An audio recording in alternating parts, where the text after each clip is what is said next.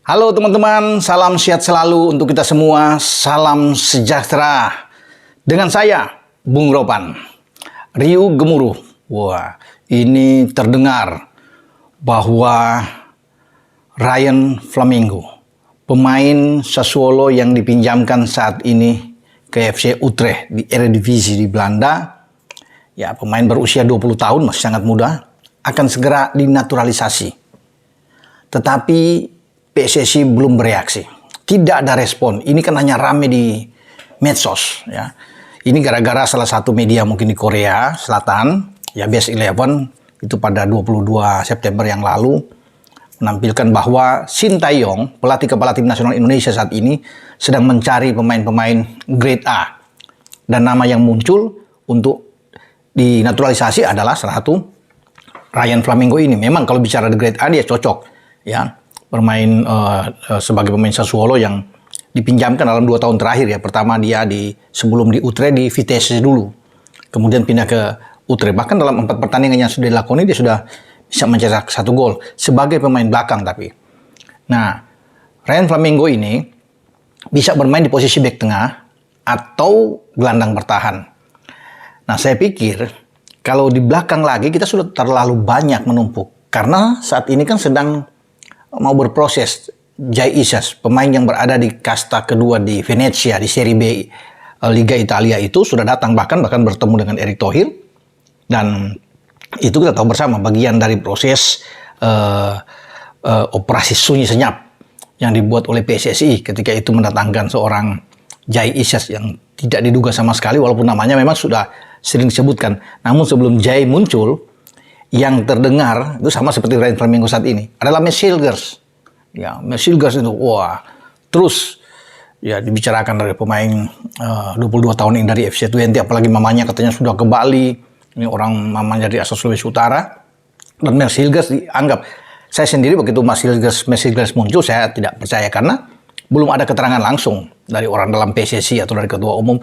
Tenang-tenang saja karena saya tahu ini sedang mereka melakukan operasi sunyi senyap ini. Ini pasti akan muncul nama yang luar biasa dan ternyata benar. Jai Isas, ya itu grade A bagus. Seorang Jai Isas ya, punya tinggi badan sampai 190, bermain di belakang, oke dia bisa bermain juga sebagai gelandang bertahan. Jadi kita bersyukur kalau nantinya diupayakan dia bisa bermain di Qatar. Karena di Qatar kita lolos sebagai tim senior, STI akan bawa tim ini. Kita kan bertarung di grup D, kalau nggak salah ya teman-teman mesti tahu. Ada Jepang, ada Irak, ada Vietnam. Nah, kalau Jai Isas sudah prosesnya oke sebagai pemain naturalisasi, sudah diambil sumpah, dia bisa dibawa oleh STY. Nah, ini tentunya harus bekerja dengan waktu. Sekarang sudah mau masuk Oktober. Sudah di penghujung September ini. Yang waktunya tinggal 3 bulan. Ya, ada Oktober, November, Desember. Ya, karena Januari kita sudah harus bersiap dan harus berangkat paling tidak di akhir Desember. Jai Isas sudah harus diambil sumpah dan proses untuk alih status dia ya dari Belanda itu untuk ke Indonesia. Ya, ini menjadi tugas bagi PSSI, bagi Kemenpora tentunya. Ya, kita akan tunggu pergerakan sat-sat dari seorang ketua umum Erick Thohir. Nah, soal kembali ke Ryan Flamingo, ribut lagi bahwa dia akan segera. Namun STY tidak memberikan reaksi apapun untuk menanggapi ini. Ya, walaupun di Korea juga sudah ada media yang mengatakan demikian. Demikian juga saya mencari tahu juga ke dalam tidak ada sama sekali. Pak Erick Thohir sebagai ketua umum jadi masih menutup ini, menutup rapat. Ini. Mungkin saja ada sedang mereka bergerilya untuk mengurus pemain naturalisasi, ya, dan akan muncul nama lain seperti dari Messilgers ke Jai Isas. Karena kan Messilgers sudah meredup karena sudah ada Jai. Nah, kalau kita bisa mendatangkan Ryan Flamingo ini, walaupun memang masih muda, kita oke ya, bagus sebenarnya. Tapi sudah bertumbuh, karena kita kan di belakang itu banyak ya. Elkan Bagot sudah ada dari Ipswich, ya, ada Jordi, salah satu pemain senior juga. Dari JDT, ada Johor ya. Malah kita masih punya Rizky Ridho di sana. Banyak, bertumbuh kalau bisa lihat. Ada Afriana Dewangga juga masih bisa diandalkan ya. Kalau sudah masuk Jai, masih lebih kuat lagi di belakang Jai ini. Apalagi dengan Ryan Flamingo. Yang kita perlu saat ini kan bukan pemain belakang sebenarnya. Sudah cukup kalau menurut saya. Gelandang serang lah atau pemain depan. Nah, pemain depan tuh ada 3 opsi. Mungkin saja bisa akan muncul. Ya, ada Ilyas Alhaf yang saya pikir ini bagus, sedang bermain di FC Noah di Armenia. Dan Ilyas Alhaf ini merindukan sekali dia bisa bermain bersama tim nasional Indonesia. Ya. Dia masih 26 tahun. Sekarang dari 8 pertandingan di Armenia, Liga Armenia, Ilyas sudah membuat 2 gol. Bagus kalau dia ada di depan. Karena kita harus ada pemain depan yang bagus. Memang ada pemain muda seperti Rafael Struijk ya, yang kemarin juga tampil di U23 di kualifikasi Piala Asia di Solo dan membawa tim ini lolos ke Qatar nantinya pada April tahun depan ya, sampai Mei.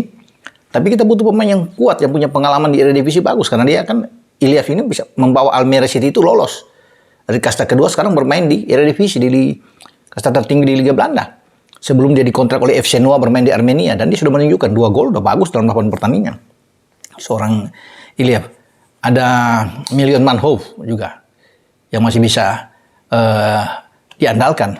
Ini masih sangat mudah ya, 21 tahun untuk bisa diambil. Nah, itu kan pemain-pemain depan yang bisa direkrut. Di samping Ragnar Ortmangun. Ini nama yang sudah lama sebenarnya sudah beredar terus.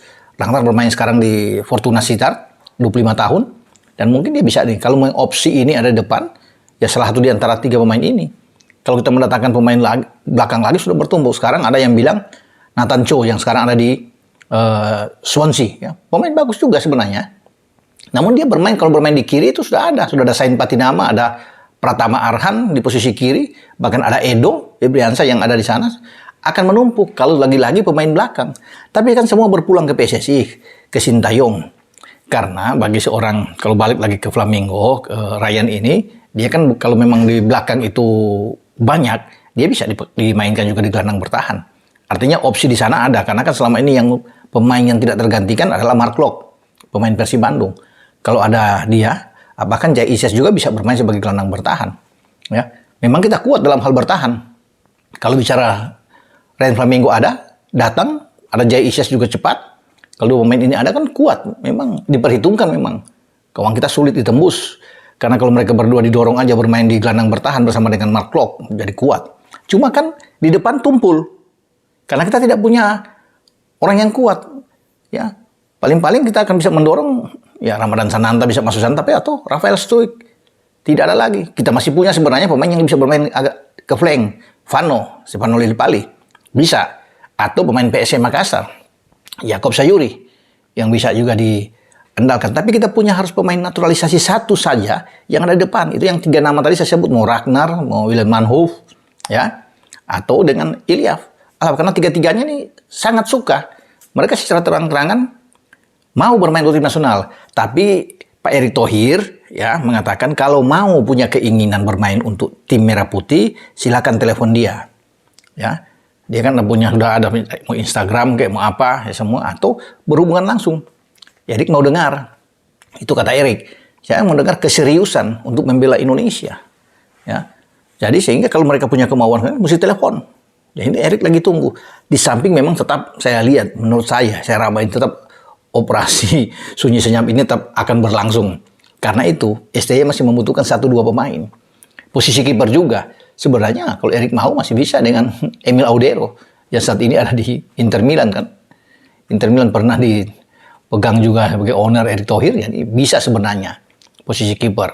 Ya, kita akan lihat nantinya apakah Emil juga bisa datang, karena Emil sudah tidak mungkin masuk di Italia. Kan dia merindukan selama ini dia pending untuk tidak mau ke Indonesia karena dia berharap masuk di tim nasional Azzurri Italia.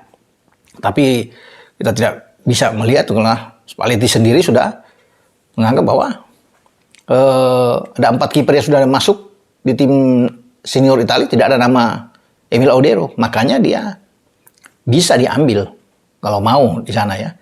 Jadi kita akan lihat pergerakan ke depan.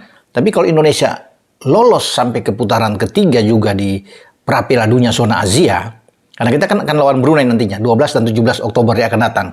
Setelah itu lolos, kita masuk ke fase kedua. Ya, bergabung di grup F, di sana juga ada Irak, ya ada Vietnam, ada Filipina. Kita akan bertarung sana. Kita lolos ke fase ketiga, itu kita perlu pemain yang kuat. Ya, seperti yang saya bilang tadi, ada Ilyas bisa masuk, ada Manhoef atau dengan Ragnar. Ya, kita akan bagus. Memang kita butuh di depan. Ya, atau kita punya satu gelandang serang yang oke, baik. Tinggal tergantung kita lihat apakah ada kejutan lagi dengan manuver yang kuat ini. Itu yang saya penasaran tuh. Saya terus bisa mencari ya, menggali informasi-informasi ini biar ada untuk info A1 yang saya harus dapatkan. Tapi sejauh ini kalau bicara dengan pemain belum ada memang reaksi itu, belum ada. Kita tunggu saja mungkin seminggu 2 minggu ke depan pasti akan muncul lagi. Oke, teman-teman, ini saya bicara dengan pemain naturalisasi mungkin yang akan kita dapatkan, ini grade A. Ya. Semoga ya STY bisa mendapatkan apa yang dia inginkan. Ya, kita tidak tahu apa kembali akan lagi-lagi pemain belakang, tapi saya pikir sudah penuh, sudah berjubel di belakang. Ya kita tunggu. Di saat kita masih diam, tiba-tiba muncul pemain yang diumumkan gelandang serang atau pemain depan. Ini kan terbuka sekali opsi ini. Oke, dengan saya Bung Ropan. Ciao.